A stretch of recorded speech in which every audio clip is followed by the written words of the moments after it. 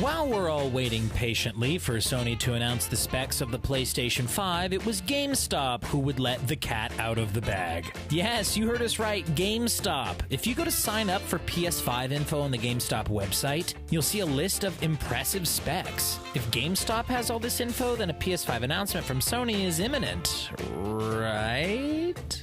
Why haven't we heard anything from Sony yet? Well, we believe it might have to do with backwards compatibility and pricing.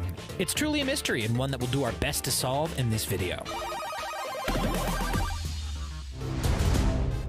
Let's kick things off by taking a look at the specs GameStop shared with us out of the kindness of their hearts, or by mistake. Whatever the case may be, we're happy they did so. You'll notice that almost all the specs are in line with the rumors we've seen over the past few months. But still, seeing these specs finally get confirmed brings a smile to our faces. As expected, the PS5 will have full 8K TV support. 4K has only been here for a hot minute and we're already moving to 8K. But this is good news for gamers because it'll essentially future-proof the console. If you don't own an 8K TV and have 1080p or 4K TV like most people, it'll still display great visuals and the console will be 8K compatible whenever you do decide to upgrade, if ever. It's brilliant by Sony.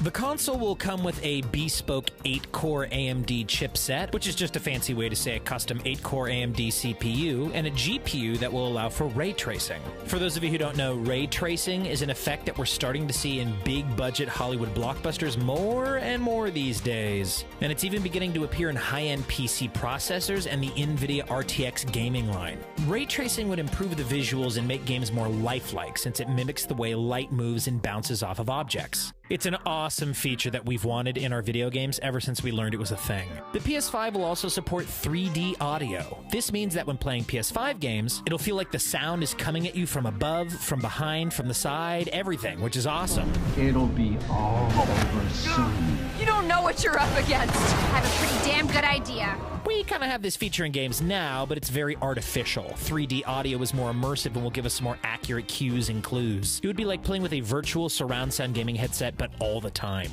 The PS5 is going to have a solid-state drive, although we don't know how much storage it'll have. Rumor has it that we'll be looking at 1 terabyte of solid-state drive storage and possibly an option for 2. If you're not familiar with SSDs, they significantly cut down load times. To put that into perspective, it took Marvel's Spider-Man 8.1 seconds to load on a PS4 Pro, but only 0.8 seconds on a PS5. Also, the switch to solid-state drives would allow gamers to choose what parts of a game they want to download on their system. For example, if you only wanted to download multiplayer but not the campaign, then you could do just that. It gives us more wiggle room when trying to squeeze as many games as possible into a limited amount of storage, and we appreciate that. Thanks, Sony. The PS5 is going to be backwards compatible with all PS4 games. Developers are expected to release games on both the PS4 and PS5 at the beginning of the PS5's life cycle, so backwards compatibility is a must. It's also backwards compatible with PSVR hardware, so if you thought Sony forgot about virtual reality, yeah, you'd be mistaken. That's everything that was confirmed through GameStop, but there are a few other rumors we'd like to touch on, starting with the controller. Not much is known about the DualShock 5, but there are plenty of surprising details making the rounds online that you need to know. The latest PlayStation patent indicates that the DualShock 5 may have wireless charging capabilities, and all it would take is attaching an adapter to make it happen. This adapter would wirelessly charge your controller and extend your playing time substantially, which is always a good thing.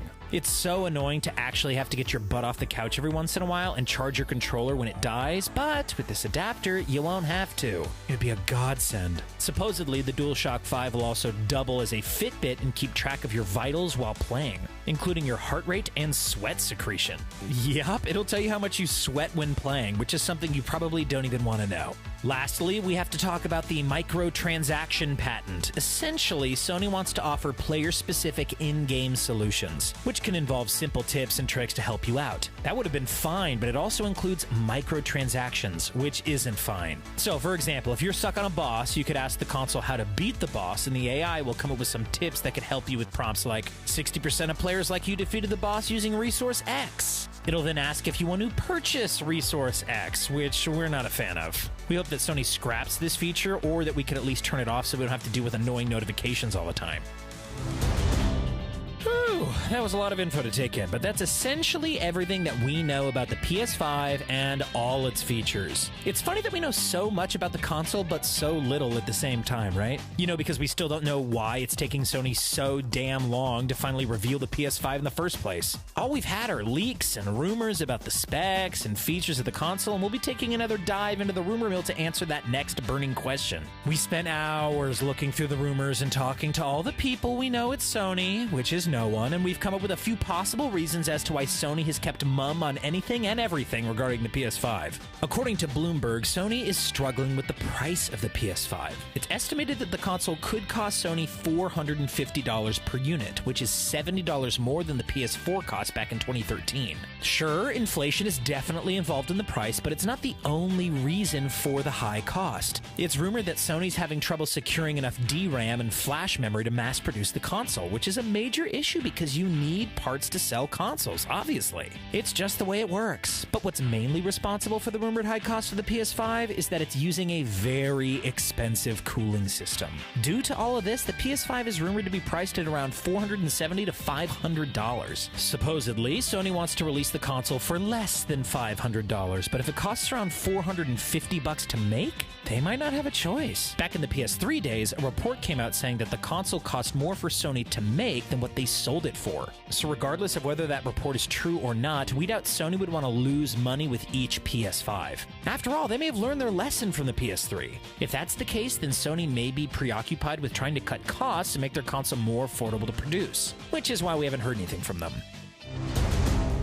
But we're going to be honest with you guys. This could all just be an overreaction by us in the media. Maybe Sony is simply waiting for Microsoft to blink first and reveal the price of the Xbox Series X so they can finally have leverage they've been waiting for. I mean, think about it. By waiting things out, Sony has the higher ground. If the Xbox Series X costs $500, then Sony will have no problem releasing their console for $500 as well. The whole company would let out a big sigh of relief from learning that the high production cost of the PS5 won't lose them any money. But it could go horribly wrong for Sony as well. What if the worst case scenario happens for Sony and the Xbox Series X only costs between $400 and $450? Would Sony decide to take a loss and release the PS5 at the same price as the Xbox Series X, or would they just release the PS5 at a price that's $50 to $100 more expensive? In this scenario, there are risks either way, but if they care about their customers, they won't release the console at a price that's more expensive than the Xbox Series X. That would be the worst business decision they could make. The price of the console is the first thing that gamers look at when they're thinking of purchasing a new machine.